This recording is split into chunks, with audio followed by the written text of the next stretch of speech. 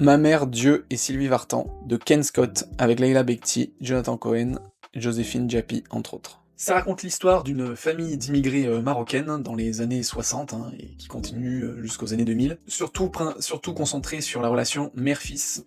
Et donc on voit une mère qui est donc une famille nombreuse, et qui fait tout pour ses enfants, et notamment avec le dernier qu'elle va avoir, qui a un pied beau, donc une malformation au pied qui l'empêche de marcher correctement. Et cette femme, en fait, qui veut une famille parfaite, des enfants parfaits, dans une société intégrée parfaite, qui refuse tout simplement que son fils soit handicapé. Mais à un moment donné, elle va se voir contrainte de faire ce qui est médicalement conseillé, parce que de toute façon son fils sinon ne peut pas aller à l'école, et donc sous menace de services sociaux, que son enfant soit mis aux services sociaux, elle va devoir donc céder. Et donc le film va raconter ça, toute l'enfance avec ce fils qu'elle va absolument chérir, jusqu'à même trop en fait, en voulant trop le protéger, elle empêche de se sociabiliser avec le monde extérieur, d'aller à l'école tôt, d'apprendre à lire et compagnie. Et on la voit donc après, donc on voit l'enfant plus grand qui est joué donc par Jonathan Cohen, et toujours cette relation avec sa mère qui est omniprésente avec lui. J'ai passé un bon moment devant le film, à regarder un peu cette famille, surtout cette relation donc mère-fils, qu'on peut appeler d'amour toxique en fait, parce que c'est une maman poule fois 1000, mais j'ai quand même eu du mal avec elle, parce que c'était vraiment dans l'extrême, à savoir que pour moi, cette mère est complètement toxique,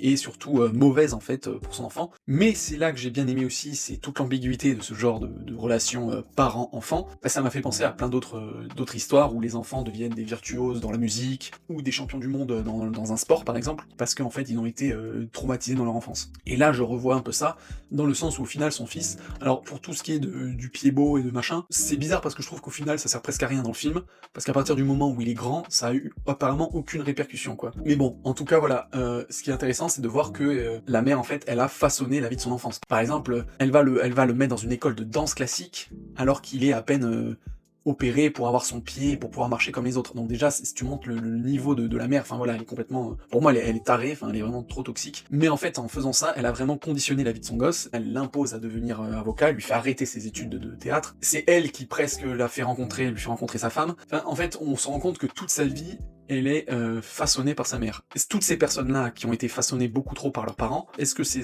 gens-là regrettent? Alors souvent, ils vont peut-être dire que oui, ils ont une enfance malheureuse, que oui, ils ont été surprotégés, ou alors aller jusqu'à être battus, ou en tout cas être forcés à faire des trucs qu'ils ne voulaient pas. Mais si on leur pose la question, est-ce que vous aurez voulu revenir en arrière, sachant qu'ils n'auraient certainement pas la carrière qu'ils ont sans ça, bah il y a beaucoup d'enfants qui ne répondent pas, en tout cas qui ne disent pas oui, j'aimerais revenir en arrière. Donc c'est pour ça que cette ambivalence, c'est quand même spécial en fait. C'est vraiment un sujet qui est quand même très intéressant, et j'aimerais bien sur le coup qu'il y ait vraiment un film concentré là-dessus en fait, et sur vraiment les états d'âme de la personne, parce que je trouve ce sujet très intéressant.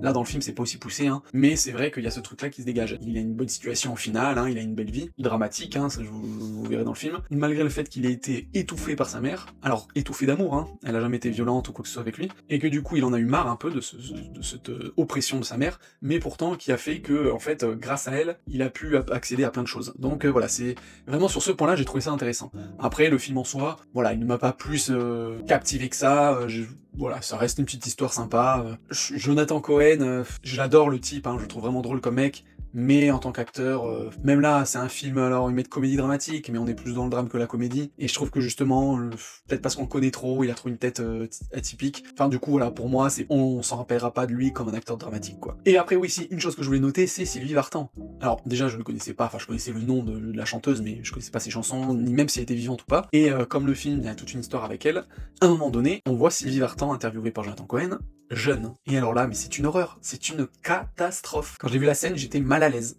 parce qu'ils ont utilisé l'intelligence artificielle, je sais même pas s'il y a des effets spéciaux, je pense que c'est une intelligence artificielle, et on voit que c'est faux quoi. On voit une dame figée qui essaye de bouger un peu avec juste une bouche et des yeux qui bougent, mais on voit que c'est en 2D, on voit que c'est pas réel quoi. Ah du coup ça fait un effet, j'ai plus le terme scientifique, mais quand vous savez que quelque chose ressemble à un humain mais qui n'est pas humain, et c'est dégueulasse. Et là direct je me suis dit mais putain, il faut qu'ils arrêtent de faire revivre les morts, de faire ça, et je me dis ouais, est-ce que la famille a accepté et tout. Et c'est que plus tard dans le film que j'ai compris que Sylvie Vartan n'était pas encore morte, voilà, vraie Sylvie Vartan plus tard, du coup quand elle est plus âgée. Et donc là c'est encore pire, parce que je me suis dit putain mais en fait, elle est pas morte, mais alors pourquoi ils l'ont pas utilisée pour jouer la scène quand elle était plus jeune, quitte à la maquiller un peu, et là sur le coup de la refaire numériquement, parce que ça se fait dans le cinéma, rajeunir les acteurs. Et ça, c'est pas ce qu'ils ont fait dans la scène. J'ai l'impression qu'ils ont même pas pris l'actrice, enfin la chanteuse. Ils ont pris une personne lambda, et ils ont fait un truc d'intelligence artificielle dessus. Trop dégueulasse, quoi. C'est encore pire, en fait, en sachant qu'elle était vivante et qu'ils avaient, elle, comme matière à travailler dessus, d'avoir fait cette scène. Bon, ça, c'est un truc qui m'a dérangé, mais qui était vraiment à part. Mine de rien, vous pouvez quand même aller voir le film, hein, et je le trouve sympa, c'est une belle petite histoire d'une relation mère-fils,